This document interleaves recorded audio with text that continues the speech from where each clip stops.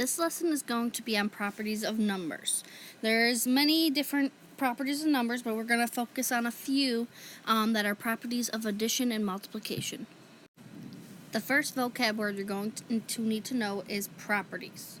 So in algebra, properties are statements that are true for any numbers. The first property we're going to talk about is the commutative property.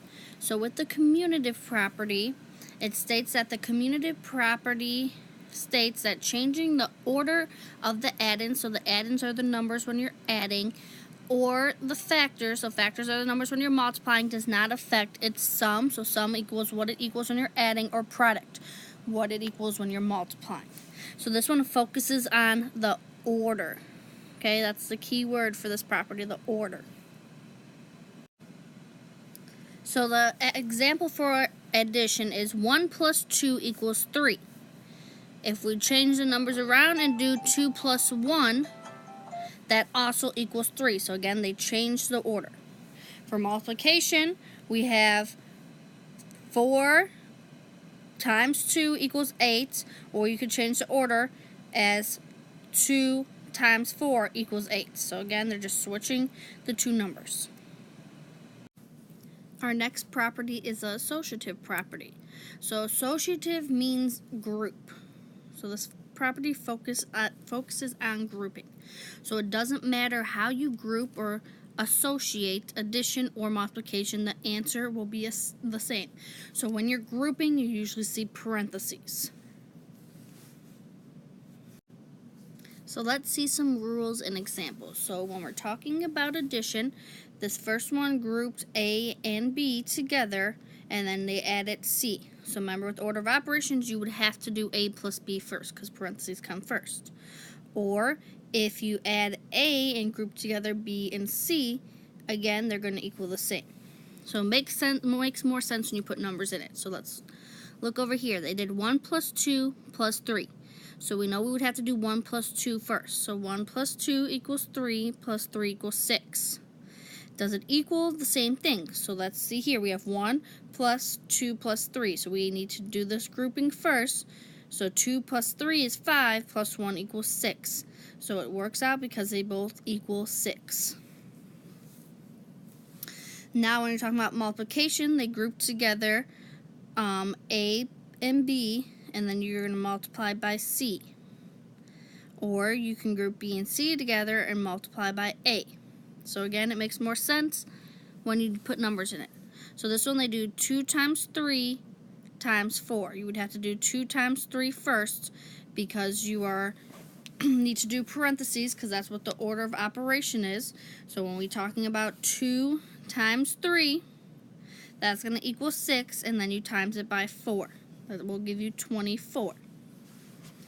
And then if you look over here, you have 3 times 4 needs to get done first, because parentheses is 12, and then 12 times 2 gives you 24. So they're both equal 24.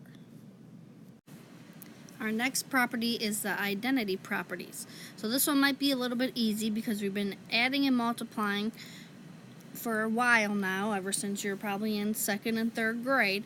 So when you add to a number and get the same number back, what can you add? So if I had, for example, 3, what can I add to 3 to give me 3? So again, if adding means your number is going to increase, but we don't want it to increase, we want it to stay the same. So the only thing you can add to it is 0. Okay, when we're talking about multiplication, what can you multiply a number by and get the same number back? So again, we don't want our number to increase, we want it to remain the same. So anything times 1 will remain the same, or anything plus 0 will remain the same. So this property is pretty easy, I think. So let's look at the rules and the samples. So it says if we have A plus 0, it's going to remain A, because you're not adding anything to it, so it does not change. Let's look at it with numbers. So again, 3 plus 0 stays the same. It equals 3. When we're talking about multiplication, we have A times 1. So A times 1 equals A. Remember, anything times 1 does not change. So 2 times 1 will equal 2. So identity property means you're keeping its identity. It's staying the same. It does not change. This next property I think is pretty simple as well. It's the property of 0 when we're talking about multiplication. We already talked about the identity property with adding 0 doesn't change, but now we're going to talk about the property of 0 when multiplying. When you multiply by 0, the answer will always be 0.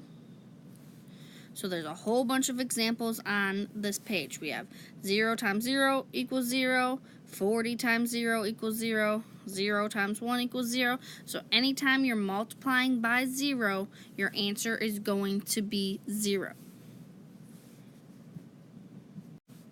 And the last word we need to know for this lesson is counterexample.